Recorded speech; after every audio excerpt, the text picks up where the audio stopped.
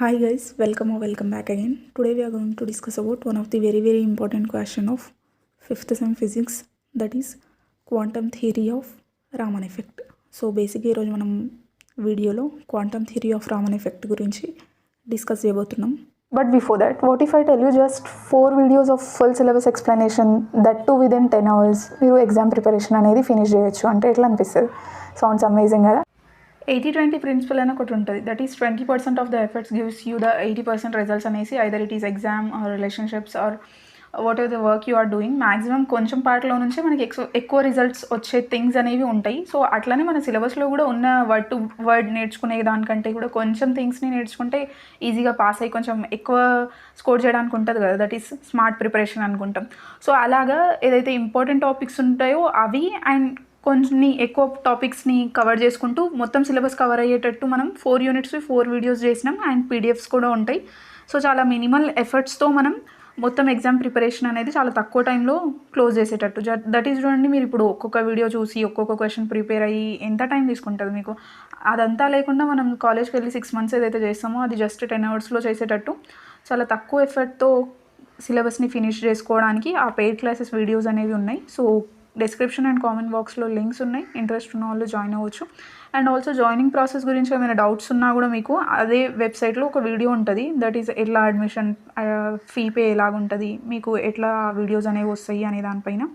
So ఇవన్నీ recorded videos కాబట్టి మీరు ఏ టైంలో ఇంట్రెస్ట్ ఉంటే ఆ టైంలో జాయిన్ అయిపోవచ్చు. సో కింద ఇచ్చిన లింక్ త్రూ జాయిన్ అయిపోండి. అయితే 5th సెమ్లో మనకి రామన్ ఎఫెక్ట్ అనేది ఇంపార్టెంట్ టాపిక్ చూడండి. దీని మీద మనకి తప్పకుండా లాంగ్ క్వశ్చన్ వచ్చే ఛాన్స్ ఉంటుంది.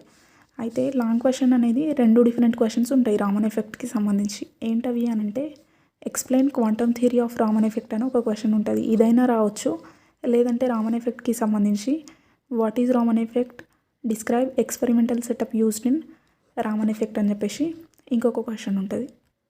కాబట్టి రామన్ ఎఫెక్ట్ చదివితే ఇవి 2 కూడా ఇంపార్టెంటే. రెండిట్లో ఏదన్నా ఒకటి వచ్చే ఛాన్స్ ఉంటుంది. అయితే నేను రామన్ ఎఫెక్ట్ అంటే ఏంటి, దీని ఎక్స్పెరిమెంటల్ సెటప్ అనేది ప్రీవియస్ వీడియోలో చేసిన. That is Raman effect part 1లో మనకి ఇది ఉంది. సో ఒకసారి మీరు ఇది చూసిన తర్వాత అది కూడా చూడండి. ఈ వీడియోలో మనం క్వాంటమ్ థియరీ ఆఫ్ రామన్ ఎఫెక్ట్ని డిస్కస్ చేస్తాం. ఆ తర్వాత కొన్నిసార్లు మనకి రామన్ ఎఫెక్ట్ ఒకవేళ ఇవి 2 కూడా రాకపోతే దీనికి సంబంధించి షార్ట్ క్వశ్చన్ వస్తుంది, షార్ట్ ఆన్సర్. అదేంటి అని అంటే అప్లికేషన్స్ ఆఫ్ రామన్ ఎఫెక్ట్, అంటే రామన్ ఎఫెక్ట్ యూజెస్ గురించి. సో నేను ఇది కూడా ఒక వీడియో చేసిన. దట్ ఈస్ పార్ట్ 3లో అప్లికేషన్స్ ఆఫ్ రామన్ ఎఫెక్ట్ ఉంది.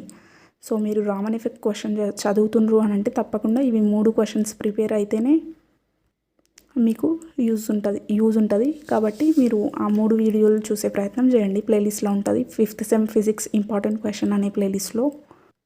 సో ఇప్పుడైతే క్వాంటమ్ థియరీ చదువుదాం మనం. Quantum theory of Raman effect.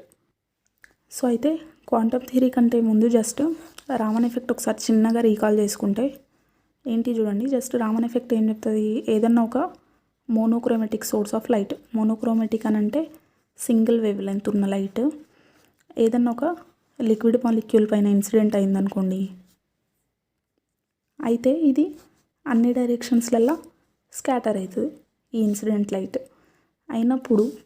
Raman ఏం చెప్పిండు, ఈ ఇన్సిడెంట్ అయిన లైట్కి ఈ స్కాటర్ అయిన లైట్కి, ఈ ఇన్సిడెంట్ లైట్కి ఒకవేళ ఫర్ ఎగ్జాంపుల్కి μ0 ఫ్రీక్వెన్సీ ఉందనుకోండి, ఈ స్కాటర్డ్ లైట్ యొక్క స్పెక్ట్రమ్ లోపల మనకి ఈ ఇన్సిడెంట్ లైట్ యొక్క ఫ్రీక్వెన్సీ μ0 ఉంది కదా. సో దీనికంటే గ్రేటర్ ఫ్రీక్వెన్సీ అండ్ దెన్ దీనికంటే లోవర్ ఫ్రీక్వెన్సీ ఉంటుంది. అట్లనే ఈ స్కాటర్డ్ లైట్లో ఈ ఇన్సిడెంట్ లైట్ అంత frequency that is same frequency μ0 కూడా ఉంటుంది అని చెప్పేసి స్టడీ చేసిండు. సో మొత్తం మీద రామన్ ఈ 2 పాయింట్స్ని ఇంపార్టెంట్గా చెప్పింది చూడండి. ఈ ఇన్సిడెంట్ లైన్ కంటే కూడా greater frequency and then lower frequency ఇవి 2 ఎగ్జిస్ట్ అవుతాయి అని రామన్ డిస్కవర్ చేసిండు. సో అదంతా మనం రామన్ ఎఫెక్ట్ క్వశ్చన్లో చదివినాం కాబట్టి ఒకసారి పార్ట్ 1 చూడండి మీరు. అయితే మనం ఈ వీడియోలో ఈ ఫ్రీక్వెన్సీ అని చెప్తున్నాం కదా, గ్రేటర్ ఫ్రీక్వెన్సీ లోవర్ ఫ్రీక్వెన్సీ, వీటినే మనం ఇప్పుడు ప్రాక్టికల్గా ప్రూఫ్ చేస్తాం. ఆ క్వశ్చన్లో జస్ట్ ఇవి 2 ఎగ్జిస్ట్ అవుతాయి అని చెప్పేసి చెప్పినుంటివి. ఇక్కడ వీటి ప్రాక్టికల్ ప్రూఫ్ చూస్తాం మనం. సో అయితే దానికంటే ముందు ఫస్ట్ లైట్ గురించి ఒక చిన్నగా బ్రీఫ్ ఏంటి అని అంటే, సో లైట్ ఏదైతే ఉంటుందో ఇది స్టార్టింగ్లో ఏం చెప్పిండ్రు సైంటిస్టులు అని అంటే ఓల్డెన్ టైమ్స్లో లైట్ ఏదైతే ఉందో యాన్షియంట్ డేస్లో లైట్ అనేది లైట్ లోపల పార్టికల్స్ ఉంటాయి అని చెప్పేసి చెప్పిండ్రు. అంటే లైట్ ఏదైతే ఉందో అది పార్టికల్ బిహేవియర్ని ఎగ్జిక్యూట్ చేస్తుంది అని చెప్పేసి స్టార్టింగ్లో సైంటిస్టులు చెప్పిండ్రు. నేను డేట్ చదివినా కానీ ఎగ్జాక్ట్ గుర్తులేదు. I think in 19th century అప్పుడు. అయితే పార్టికల్ బిహేవియర్ని లైట్ ఎగ్జిక్యూట్ చేస్తుంది అని చెప్పేసి చెప్పిండ్రు. తర్వాత మళ్ళీ వేరే సైంటిస్టులు ఏం చెప్పిండ్రు, లైట్ ఏదైతే ఉందో అది వేవ్ బిహేవియర్ని ఎగ్జిక్యూట్ చేస్తుంది అని చెప్పేసి చెప్పిండ్రు. అంటే లైట్ వేవ్ లాగా ఉంటుంది అని చెప్పేసి చెప్పిండ్రు. స్టార్టింగ్లో అయితే పార్టికల్ అన్నారు, తర్వాత వేవ్ అన్నారు. ఆ తర్వాత మళ్ళీ ఈ లైట్ ఏదైతే ఉందో దాన్ని మళ్ళీ స్టడీ చేసిండ్రు మోడ్రన్ డేస్లో. అంటే ఇప్పుడు రీసెంట్ టైమ్స్లలో అట్లా స్టడీ చేస్తే ఏం తెలిసింది అని అంటే లైట్కి మళ్ళీ పార్టికల్ బిహేవియర్ ఉన్నట్టు తేలింది. సో మొత్తం మీద లైట్ ఏదైతే ఉందో ఇది డ్యూయల్ బిహేవియర్ని ఎగ్జిక్యూట్ చేస్తుంది. డ్యూయల్ అంటే వేవ్ బిహేవియర్ కూడా ఉంటుంది, దీనికి పార్టికల్ బిహేవియర్ కూడా ఉంటుంది అని చెప్పేసి మొత్తం మీద సైంటిస్టులు తీర్మానించడం జరిగింది. అయితే ఇప్పుడు లైట్ అనేది పార్టికల్ బిహేవియర్ని ఎగ్జిక్యూట్ చేస్తుంది అని అనుకుంటే దీని లోపల లైట్ ఏదైతే ఉందో దాని పార్టికల్స్ లోపల టైనీ ప్యాకెట్స్ ఆఫ్ ఎనర్జీ ఉంటాయి. టైనీ ప్యాకెట్స్ ఆఫ్ ఎనర్జీ అంటే ఏం లేదు, ఈ పార్టికల్స్కి కొంచెం ఎనర్జీ ఉంటుంది. సో వీటినే మనం ఏం పేరు పెట్టినాము అని అంటే ఫోటాన్స్ అని చెప్పేసి అంటాం చూడండి, అంతే. సో ఏం లేదు, లైట్ అనేది పార్టికల్స్ లాగా ఉంటుంది. సో అవేంటి అని అంటే ఎనర్జీ. సో వీటినే మనం ఫోటాన్స్ అని చెప్పేసి అంటాం. సో అయితే ఈ క్వాంటమ్ థియరీలో మనం పార్టికల్ బిహేవియర్ని కన్సిడర్ చేసుకుంటాం. అంటే according to Raman effect quantum theory the incident light consist of tiny packets of energy and they are called as photons. So Raman effect quantum థియరీకి అకార్డింగ్గా ఏంటి అని అంటే ఇన్సిడెంట్ లైట్ లోపల ప్యాకెట్స్ ఆఫ్ ఎనర్జీ ఉన్న పార్టికల్స్ ఉంటాయి, వాటిని మనం ఇక్కడ ఫోటాన్స్ అని చెప్పేసి అంటాం.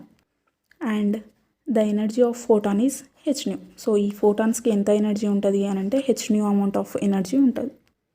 అయితే మనం రామన్ ఎఫెక్ట్లో ఏం చెప్పినాం, ఈ లైట్ అనేది ఈ లిక్విడ్ మాలిక్యూల్ పైన ఇన్సిడెంట్ అవుతుంది అని చెప్పేసి చెప్పినాం. అంటే ఈ లైట్ ఏంటి, it is nothing but photon. అయితే when photon collides with the molecule of liquid.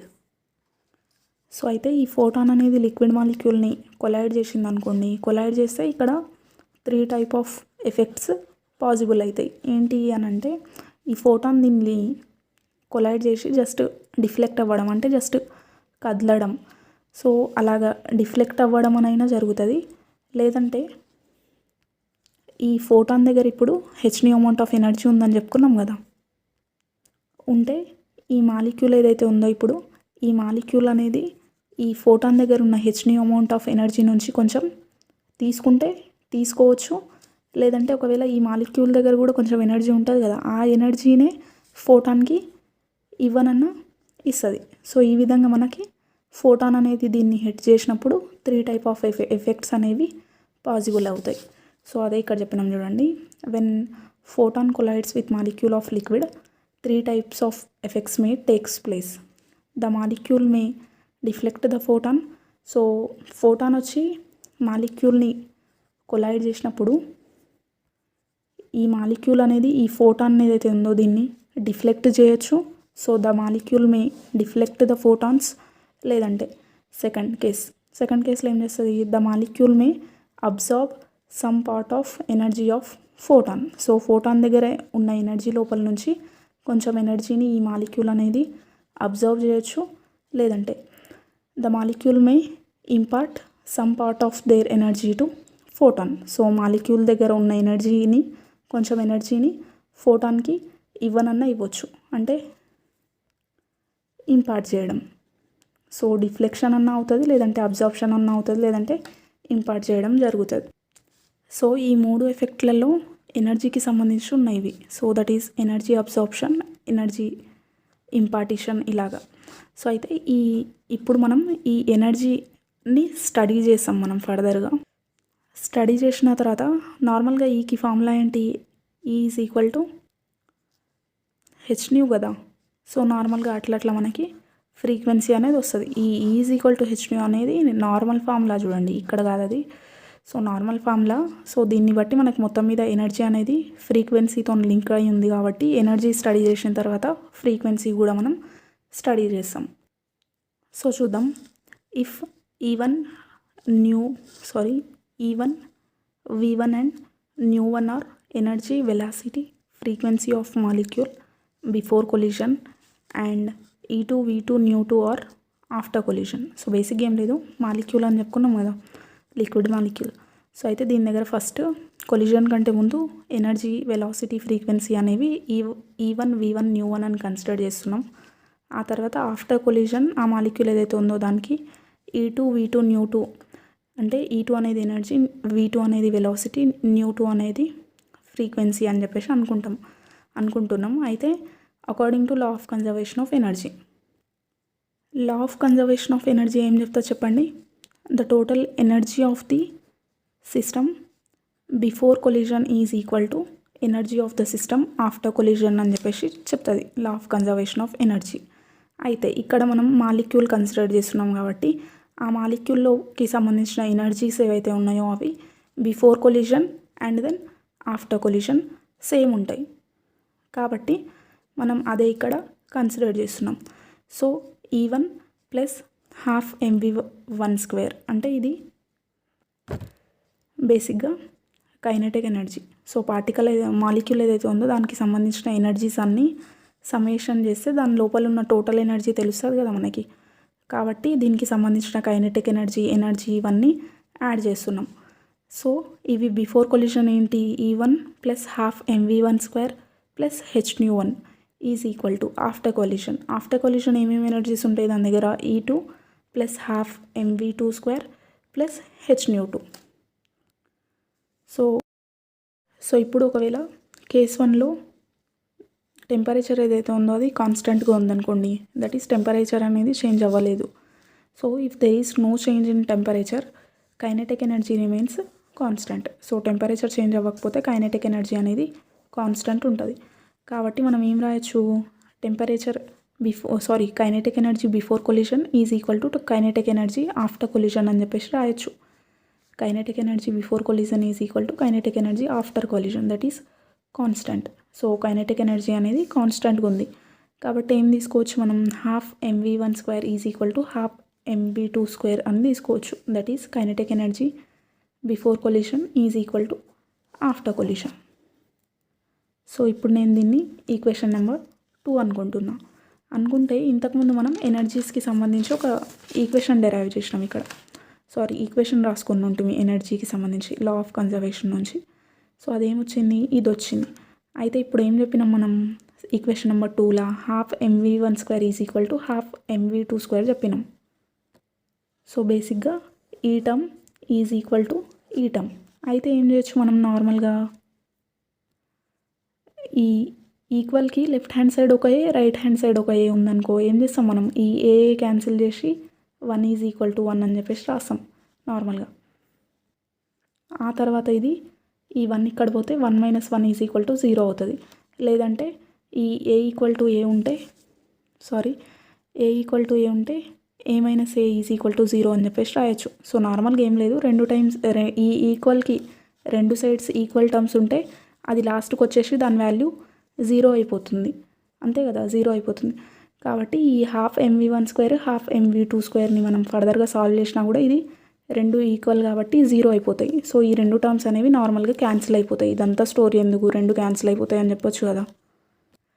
ఇవి 2 ఈక్వల్ కాబట్టి జస్ట్ క్యాన్సిల్ అయిపోతాయి చూడండి. సో ఇది 2 క్యాన్సిల్ అయిపోతే ఏం మిగులుతాయి? ఇప్పుడు E1 ప్లస్ hν1 ఒకటి మిగులుతుంది, E2 ప్లస్ hν2 ఒకటి మిగులుతుంది. సో ఈ ఈక్వేషన్ నెంబర్ 2లా half mv1² half mv2² 2 equal అవ్వడం వల్ల మన దగ్గర ఏం మిగిలింది?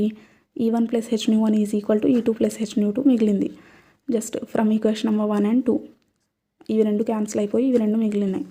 అయితే ఇప్పుడు నేను ఏం చేస్తున్నా? ఈ E2 ఏదైతే ఉందో దీన్ని లెఫ్ట్ హ్యాండ్ సైడ్కి పంపించేస్తే ఏమవుతుంది చూడండి. ఇక్కడ ఆల్రెడీ E1 ఉంది, ఇది ఇక్కడ వస్తే -E2 అవుతుంది. ఇది నార్మల్గా +E2, ఇక్కడ వస్తే -E2. ఆ తర్వాత ఈ ప్లస్ hν1ని రైట్ హ్యాండ్ సైడ్కి పంపించేస్తున్నా. అంటే ఇక్కడ hν2 ఉంది, ఈ ప్లస్ టర్మ్ అనేది ఇక్కడ వస్తే -hν1 అవుతుంది. అయిన తర్వాత ఈ రెండు టర్మ్స్లలో హెచ్ కామన్గా ఉందా? ఉంది. కాబట్టి నేను హెచ్ని కామన్ తీస్తున్నా, రెండిట్లో హెచ్ ఉందని. తీసేస్తే ఏం మిగులుతుంది? ఇక్కడ న్యూ2 మిగులుతుంది ఈ టర్మ్లో. ఈ సెకండ్ టర్మ్లో వచ్చేసి -1 మిగులుతుంది, అంతే కదా. హెచ్ని కామన్ తీస్తే న్యూ2 - న్యూ1. కాబట్టి ఆర్హెచ్ఎస్లో ఏమొచ్చింది మన దగ్గర? హెచ్ ఆఫ్ న్యూ2 - న్యూ1 వచ్చింది.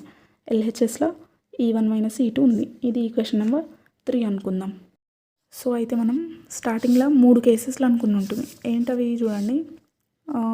ఫోటాన్ ఏదైతే ఉందో అది మాలిక్యూల్ని హిట్ చేసింది అనుకోండి, దట్ ఈస్ కొలైడ్ చేసింది అనుకోండి.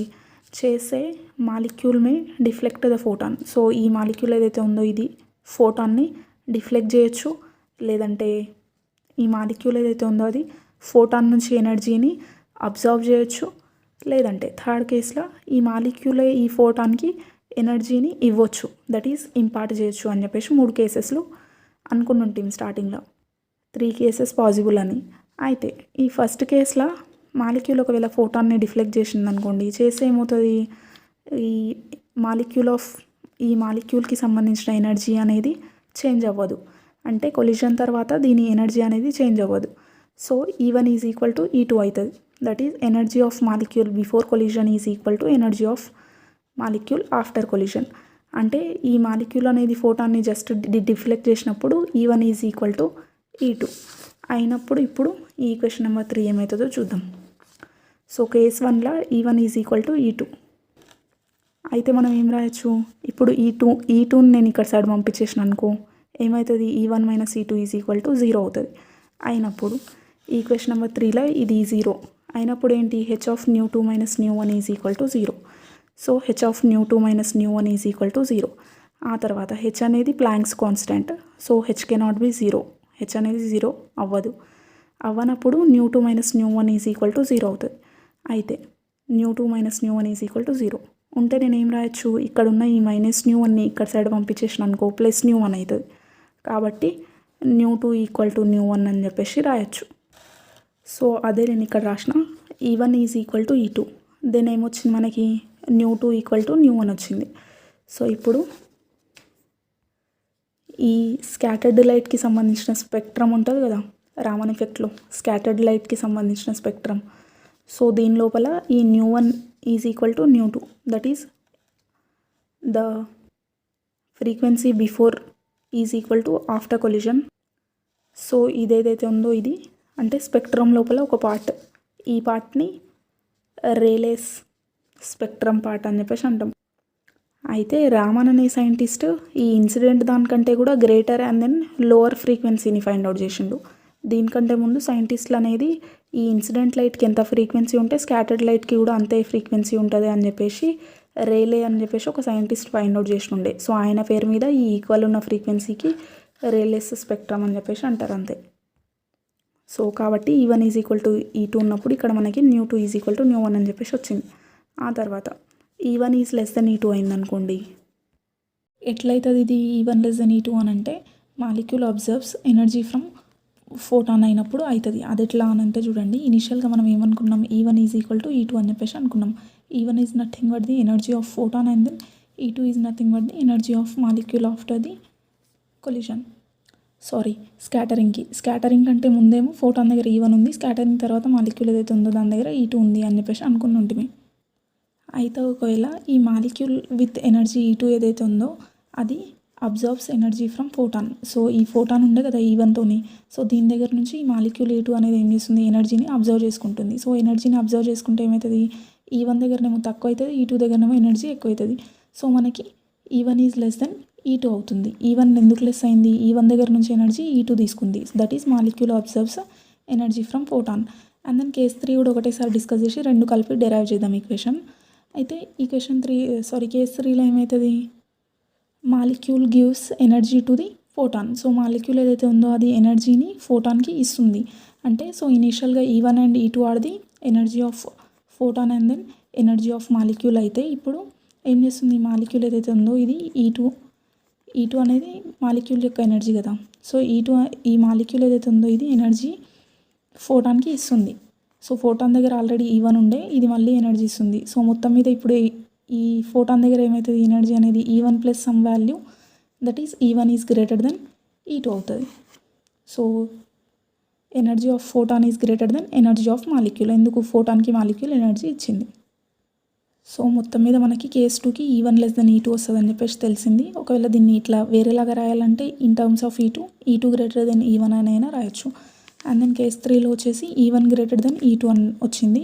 దీన్నే మనం E2 లెస్ దెన్ E1 అని అయినా రాయొచ్చు. సో ఇప్పుడు దీన్ని ఈక్వేషన్ డెరైవ్ చేసి వీడియోని క్లోజ్ చేద్దాం. సో అయితే ఇంతకుముందు డిస్కస్ చేసినాం మనం మాలిక్యూల్ అనేది ఎనర్జీ ఫోటాన్ నుంచి ఎనర్జీని అబ్జర్వ్ చేసినప్పుడు E1 లెస్ దెన్ E2 వచ్చింది. అండ్ దెన్ మాలిక్యూల్ అనేది ఫోటాన్కి ఎనర్జీ ఇచ్చినప్పుడు molecule gives energy to photon అయినప్పుడు E1 ఏదైతే ఉందో అది గ్రేటర్ దెన్ E2 అయింది. Molecule observes energy from photon తీసుకుంటే E1 లెస్ దెన్ E2 అయింది. అయితే సో ఇప్పుడు మనకి న్యూ అనేది ఎలాగ వ్యారీ అవుతుందో చూద్దాం. That is frequency.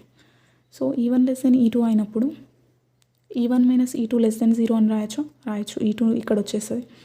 ఆ తర్వాత మనకి ఇంతకుముందు ఈక్వేషన్ ఉంది. ఏంటది? E1 minus E2 is equal to H of nu two minus nu one అని. సో దీని ప్లేస్లో నేను ఇప్పుడు ఇది రాయొచ్చు. So H of nu two minus nu one is less than 0. And then H అనేది Planck's constant, it cannot be 0. So అయితే మనం ఏం తీసుకుంటాం? Nu two minus nu one is less than 0 అని చెప్పేసి తీసుకుంటాం. ఆ తర్వాత సో దీని నుంచి నేను ఏం రాయొచ్చు? న్యూ2 ఇక్కడనే పెట్టుకొని ఈ మైనస్ న్యూ1 ఇక్కడ పంపించేస్తే ప్లస్ న్యూ1 అవుతుంది. సో న్యూ2 లెస్ దెన్ న్యూ1 అని రాయొచ్చు. అయితే ఇప్పుడు ఏమైంది? ఇది న్యూ2 అనేది స్కాటరింగ్ లైట్ యొక్క ఫ్రీక్వెన్సీ, స్కాటర్డ్ లైట్ యొక్క ఫ్రీక్వెన్సీ. అండ్ దెన్ న్యూ1 ఏంటి? Frequency of incident light. అయితే ఏమైంది ఇప్పుడు? Scattered light has lower frequency than incident light. So incident కంటే కూడా స్కాటర్డ్ది తక్కువ ఉంది. సో అయితే మనం ఏం చెప్పొచ్చు? Is directly proportional to nu కాబట్టి ఈ scattered photon has lower energy than the incident photon అని చెప్పేసి చెప్పొచ్చు. అవునా కదా? సో ఇప్పుడు is directly proportional to nu తీసుకుంటే దీని ప్లేస్లో మనం ఎనర్జీ తీసుకొని scattered photon has lower energy than incident photon అని చెప్పేసి చెప్పొచ్చు. అయితే నేను ఇనీషియల్గా స్టార్టింగ్లో నేను ఒక పాయింట్ చెప్పినట్టు ఏంటి? The component with higher frequency gives anti Stokes lines, the component of lower frequency gives Stokes lines అని చెప్పేసి. అయితే మనం ఇక్కడ స్కాటర్డ్ లైట్ కన్సిడర్ చేసినప్పుడు దాని frequency is less then incident ఉంది. సో స్కాటర్డ్ ఏదైతే ఉందో దాన్ని లో ఫ్రీక్వెన్సీ ఉంది. సో ఇది ఏం ప్రొడ్యూస్ చేస్తుంది అని చెప్పొచ్చు? ఇప్పుడు మనం లో ఫ్రీక్వెన్సీ ఉంది కాబట్టి స్టోక్స్ లైన్స్ ప్రొడ్యూస్ చేస్తుంది అని చెప్పేసి చెప్పొచ్చు. So the corresponding spectral line is called as Stokes line. దాన్నే మనం స్టోక్స్ లైన్స్ అని చెప్పేసి చెప్తాం. ఆ తర్వాత సేమ్ వేలో థర్డ్ కేస్ చూద్దాం. థర్డ్ కేస్ ఏముంది? Molecule gives energy to photon. So molecule ఏదైతే ఉందో అది ఎనర్జీని ఫోటాన్కి ఇస్తుంది. సో దానివల్ల ఏమైంది? ఇనీషియల్గా ఉన్న ఫోటాన్ ఎనర్జీ అనేది ఇంక్రీజ్ అయింది. So E1 is greater than E2. నేను దీన్ని ఈ E2 ఇక్కడ వస్తే E1 minus E2 greater than 0 రాయొచ్చు. అండ్ దెన్ మనకి ఈక్వేషన్లో E1 minus E2 is equal to H of nu two minus nu one కాబట్టి దీని ప్లేస్లో ఇది వస్తుంది. అండ్ దెన్ సో దీంట్లో నుంచి న్యూ2 మైనస్ న్యూ1 గ్రేటర్ దెన్ 0 అని రాయొచ్చు. రాస్తే చూడండి, న్యూ2 ఇక్కడనే పెట్టుకున్నా, న్యూ1ని ఇక్కడ పంపించేసిన. చేస్తే ఏమవుతుంది? న్యూ2 గ్రేటర్ దెన్ న్యూ1 వస్తుంది. సో ఇప్పుడు ఏమైంది? న్యూ2 ఈజ్ దేనికి సంబంధించిన ఫ్రీక్వెన్సీ? ఇది స్కాటర్డ్ లైట్ది. So scattered light has greater frequency than the incident light. So nu one incident లైట్ది. సో స్కాటర్డ్దే ఎక్కువ ఉంది as compared to incident 1. And then scattered light అంటే ఏంటి? It is nothing but the scattered photon. అంతే కదా? దీనికి ఏముంది? ఫ్రీక్వెన్సీ గ్రేటర్ ఉంది, ఎక్కువ ఉంది. సో ఫ్రీక్వెన్సీ ఎక్కువ ఉందంటే మనం ఏం రాయొచ్చు? దీనికి సంబంధించిన ఎనర్జీ కూడా ఎక్కువ ఉందని రాయొచ్చు. ఎందుకంటే is directly proportional to nu. So frequency ఎక్కువ ఉంటే తప్పకుండా ఎనర్జీ కూడా ఎక్కువ ఉంటుంది. So scattered photon has higher frequency and more energy than incident photon. So న్యూ1కి సంబంధించిన ఇన్సిడెంట్ ఫోటాన్ కంటే కూడా దీని దగ్గర ఎక్కువ ఎనర్జీ ఉంటుంది. అండ్ దెన్ ఇనీషియల్గా మనం the component with higher frequency gives anti Stokes lines అని చెప్పేసి చెప్పినాం. సో ఇక్కడ మన దగ్గర స్కాటర్డ్ లైన్ దగ్గర ఏముంది? హయ్యర్ ఫ్రీక్వెన్సీ ఉంది కాబట్టి దీన్ని ఏం చెప్పొచ్చు మనం? యాంటీ స్టోక్స్ లైన్స్ అని చెప్పేసి చెప్తాం. అంతే. అయితే ఇప్పుడు యాంటీ స్టోక్స్ లైన్స్ గురించి చిన్నగా కొంచెం థియరీ ఉంటుంది చూడండి. ఏం లేదు. సో నార్మల్గా ఎప్పుడైనా కూడా మాలిక్యూల్స్ అనేవి ఎగ్జైటెడ్ స్టేట్లోకి పోయినాయి అనుకోండి. సో నార్మల్గా గ్రౌండ్ స్టేట్లో ఉండే ఇవి ఎగ్జైటెడ్కి పోయినాయి, హయ్యర్ ఎనర్జీ లెవెల్ ఆర్బిట్స్లోకి పోయినాయి ఎగ్జైటెడ్లో. అయితే ఎగ్జైటెడ్ లెవెల్స్ ఏవైతే ఉంటాయో ఇక్కడ స్టెబిలిటీ అనేది ఉండదు. సో దానివల్ల మాలిక్యూల్ ఏమవుతుంది అని అంటే మళ్ళీ గ్రౌండ్ స్టేట్కి వచ్చేస్తుంది. అంటే ఎగ్జైటెడ్ లెవెల్లో మాలిక్యూల్స్ అనేవి ఎక్కువసేపు ఉండవు, గ్రౌండ్ లెవెల్కి వచ్చేస్తాయి. సో మాలిక్యూల్స్ ఎగ్జైటెడ్ స్టేట్లోకి పోతాయి కానీ మళ్ళీ తర్వాత గ్రౌండ్ స్టేట్లోకి వచ్చేసాయి. కాబట్టి మనం ఏం చెప్పొచ్చు జనరల్గా, ఇది జనరల్గా. సో ఇన్ జనరల్ ఏం చెప్పొచ్చు మనం, the number of molecules in excited state is very small. So కాబట్టి ఎగ్జైటెడ్ స్టేట్లో పోతున్నాయి కానీ మళ్ళీ వచ్చేస్తున్నాయి కాబట్టి అక్కడ చాలా మాలిక్యూల్స్ ఉండవు. So number of molecules in excited state is very small. Hence ఏం చెప్పొచ్చు మనము, probability of obtaining spectral line of higher frequency is also very small. So excited స్టేట్లో ఎక్కువ లేవు కాబట్టి spectral lines of higher frequency, so high frequency ఉన్న spectral lines అనేవి obtain చేసుకోవడం కొంచెం ప్రాబబిలిటీ దానికి తక్కువ ఉంటుంది. So as a result the Raman lines of higher frequency, that is anti Stokes lines, are much weaker than the Raman lines of lower frequency. So నార్మల్గా ఏం లేదు, excited state frequency that is high frequency అనేది ఎక్కువ possible లేదు. So దానికి సంబంధించిన anti Stokes lines కూడా ఎక్కువ పాసిబుల్ అవ్వవు.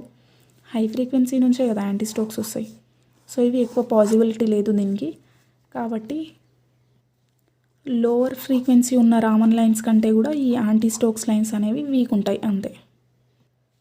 అయితే లాస్ట్లో మనకు ఒక చిన్న డెరివేషన్ పార్ట్తోని ఈ క్వాంటమ్ థియరీ అయిపోతుంది చూడండి. సో అకార్డింగ్ టు క్వాంటమ్ థియరీకి అకార్డింగ్గా మనకి ఇంతకుముందు ఏం తీసుకుని ఉంటుంది, E1 - E2 is equal to hν తీసుకుని ఉంటుంది. కానీ ఇది జనరల్గా క్వాంటమ్ థియరీ నుంచి NH × μm వస్తుంది. So μm is nothing but the characteristic frequency అనమాట. సో అయితే ఇది quantum theory equation. And then మనం ఇంతకుముందు ఒక ఈక్వేషన్ వచ్చిండే, ఏంటది, into we have E1 - E2 is equal to hν2 - μ1. So అయితే ఇప్పుడు ఇవి రెండు కంపేర్ చేస్తే ఇవి రెండు టర్మ్స్ ఈక్వల్ ఉన్నాయి. సో ఇవి రెండు ఈక్వల్ అయినప్పుడు ఇవి రెండు కూడా తప్పకుండా ఈక్వల్ అవుతాయి. సో ఏం రాయొచ్చు మనం, లేకపోతే ఈ E1 - E2 ప్లేస్లో ఉన్న వాల్యూ ఇక్కడ సబ్స్టిట్యూట్ చేస్తున్నాం అనుకోండి, దీంట్లో ఏం రాయొచ్చు ఇప్పుడు మనం, NH × μm is equal to hν2 - μ1 అని రాయొచ్చు. అండ్ దెన్ ఇప్పుడు h అనేది ప్లాంక్స్ కాన్స్టెంట్, ఇది సేమ్ ఉంది, బోత్ సైడ్స్ క్యాన్సిల్ చేయొచ్చు. ఏం మిగులుతుంది ఇక్కడ, n × μm is equal to μ2 - μ1 మిగులుతుంది. ఆ తర్వాత μ2కి ఈక్వేషన్ ఏం రాయొచ్చు మనం, μ2 ఇక్కడనే పెట్టుకొని μ1 పంపిస్తే ఇది -μ1 ఇక్కడ వస్తే +μ1 అవుతుంది. అండ్ దెన్ ఈ NVM ఏదైతే ఉందో అది ఇట్లానే రాసినాం, n × μm. అండ్ దెన్ ఈ n ప్లేస్లో ఒకవేళ వాల్యూ మనం 1 సబ్స్టిట్యూట్ చేసినాం అనుకోండి, ఏమవుతుంది, n ఈజ్ ఈక్వల్ టు 1 అవుతాయి, μ2 ఈజ్ ఈక్వల్ టు μ1 + Vm అవుతుంది. μm. అయితే మనం జనరల్గా ఏం రాస్తామనంటే μ2 ఈజ్ ఈక్వల్ టు μ1 ± μm అని చెప్పేసి రాస్తాం. అయితే μ2కి ఈక్వేషన్ ఏమొచ్చింది ఇప్పుడు, μ1 ± μm అని వచ్చింది. సో దీని నుంచి μ1 ఇక్కడ వస్తే μ2 - μ1 ఈజ్ ఈక్వల్ టు ± μm వస్తుంది. సో ఇప్పుడు దీని నుంచి ఏం రాయొచ్చు మనం, difference in frequencies of incident and scattered lines is equal to characteristic frequency of molecule అని చెప్పేసి చెప్పొచ్చు. ఈ క్యారెక్టరిస్టిక్ ఫ్రీక్వెన్సీ అంటే ఏం లేదు చూడండి, μ1 ఏదైతే ఉందో ఇది ఇన్సిడెంట్ ఫ్రీక్వెన్సీకి సంబంధించింది, ఇన్సిడెంట్ లైన్ యొక్క ఫ్రీక్వెన్సీ. μ2 అనేది స్కాటర్డ్ లైట్ది. సో ఈ మధ్యలో మనకి ఒకటి క్యారెక్టరిస్టిక్ ఫ్రీక్వెన్సీ అని చెప్పేసి ఎగ్జిస్ట్ అవుతుంది. సో దానికి సంబంధించిన ఫ్రీక్వెన్సీ ఇది అంతే. అయితే మనం ఈ స్పెక్ట్రల్ లైన్స్ ఏవైతే ఉన్నాయో వాటిని ఈ విధంగా రిప్రజెంట్ చేయొచ్చు చూడండి. ఇది ఒకటి anti Stokes lines and then Stokes lines. అయితే ఏం లేదు, స్టోక్స్ లైన్స్ ఎప్పుడు వచ్చినాయి మనకి, లోవర్ ఫ్రీక్వెన్సీ ఉన్నప్పుడు స్టోక్స్ లైన్స్ వచ్చినాయి. అండ్ దెన్ గ్రేటర్ ఫ్రీక్వెన్సీ ఉన్నప్పుడు మనకి యాంటీ స్టోక్స్ లైన్స్ వచ్చినాయి, గ్రేటర్ ఫ్రీక్వెన్సీ ఉన్నప్పుడు. సో ఏమైంది, న్యూ వాల్యూస్ అనేవి ఈ విధంగా పెరుగుకుంటూ పోతున్నాయి, ఫ్రీక్వెన్సీ అనేది ఈ డైరెక్షన్లో పెరుగుతుంది. So new is inversely proportional to lambda కదా. సో లాంబ్డా అనేది ఈ డైరెక్షన్లో ఇంక్రీజ్ అవుతుంటుంది అంతే. సో లాంబ్డా అనేది ఇంక్రీజ్ అయ్యే కొద్దీ మనకి స్టోక్స్ లైన్స్ అనేవి వస్తుంటాయి. అండ్ దెన్ లాంబ్డా వాల్యూ తక్కువ ఉన్నప్పుడు యాంటీ స్టోక్స్ లైన్స్ ఉంటాయి. ఇది ఏదైతే ఉందో ఇది ఒరిజినల్ లైన్ని రిప్రజెంట్ చేస్తుంది. కాబట్టి ఇప్పుడు స్కాటర్డ్ లైన్ డయాగ్రామ్ గీస్తే ఏమైంది? రామన్ ఎఫెక్ట్ అంటే ఏంటి? బేసిక్గా ఏదన్నా ఒక లైట్ బీమ్ ఒక ఆబ్జెక్ట్ మీద ఇన్సిడెంట్ అయితే అది స్కాటర్ అవుతుంది. స్కాటర్ అయినప్పుడు ఒకదానికేమో ఈ ఇన్సిడెంట్ లైట్కి ఎంత ఫ్రీక్వెన్సీ ఉంటే దీనికి కూడా అంతే ఉంటుంది. అండ్ దెన్ ఇంకా రెండు లైట్స్ ఉంటాయి, రెండు వేరే స్కాటర్డ్ లైట్స్ ఉంటాయి. ఒకదానికేమో ఈ న్యూ కంటే కూడా తక్కువ ఫ్రీక్వెన్సీ ఉంటుంది, అండ్ దెన్ ఒకదానికేమో ఎక్కువ ఫ్రీక్వెన్సీ ఉంటుంది. సో అదే కదా మనం ఇక్కడ రిప్రజెంట్ చేసింది. సో న్యూ అంత ఈ ఇన్సిడెంట్ లైట్కి న్యూ ఫ్రీక్వెన్సీ తీసుకున్నప్పుడు ఈ విధంగా చేంజ్ అవుతుంటాయి. అయితే సో ఇప్పుడు ఈ ఇన్సిడెంట్ ఫ్రీక్వెన్సీ అంత ఫ్రీక్వెన్సీ ఉన్న స్కాటర్డ్ లైట్ ఇది, అంటే దీనికి సంబంధించిన ఒరిజినల్ లైన్ ఇది. అండ్ దెన్ తక్కువ ఉన్న ఫ్రీక్వెన్సీకి సంబంధించినవి స్టోక్స్ లైన్స్, గ్రేటర్ ఫ్రీక్వెన్సీకి సంబంధించిన యాంటీ స్టోక్స్ లైన్స్. సో ఈ విధంగా వీటిని మనం డ్రా చేయొచ్చు. సో అంతే. వీడియో నచ్చితే లైక్ చేయండి, కింద కామెంట్ చేయండి, ఛానల్ని సబ్స్క్రైబ్ చేసి బెల్ ఐకాన్ని ప్రెస్ చేయండి. Thanks for watching.